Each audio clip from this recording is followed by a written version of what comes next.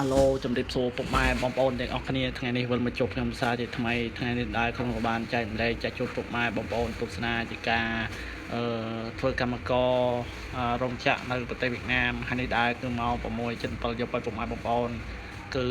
គ្រួសាររបស់ខ្ញុំហើយនឹងខ្ញុំក៏បានចាញ់ពីធ្វើការគឺមិនកំពុងតែភ្លៀងខ្ញុំក៏បានទិញប៊ីយ៉ែមកគឺប៊ីយ៉ែបើថានៅវៀតណាមគេហៅថាប៊ីសៃកងកងនៅបើនៅប្រទេសកម្ពុជាអញ្ចឹងគេហៅថាប៊ីយ៉ែពុកម៉ែបងប្អូនហ្នឹងហៅគ្រប់គ្នាហើយចំណែកប៊ីយ៉ែខ្ញុំកំពុងតែផុសនេះពុកម៉ែបងប្អូនគឺមួយកំប៉ុងមើលមាន12,000ដុងស្មើនឹងជិត3,000ណាពុកម៉ែបងប្អូនចិត្តស្មើ2,500រៀលលុយខ្មែរយ៉ាងពុកម៉ែបងប្អូនហ្នឹងហើយមកហូបបាយដូចជាមានដូចជាសាច់ជ្រូកខមួយតពាំងហើយនឹងខ្ញុំក៏បានទិញសាច់អាំងមួយចំនួនដូចជាឆ្លាប់មានអាំងដូចជាខួចមានអាំងដូចជា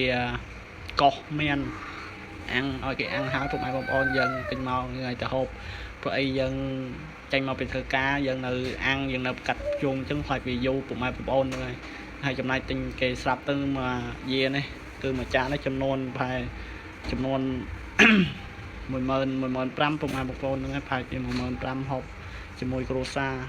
15,000លុយខ្មែរអញ្ចឹងណាពុកម៉ែបងប្អូនហ្នឹងហើយមិនមែន15,000លុយដុងទេ15,000លុយដុង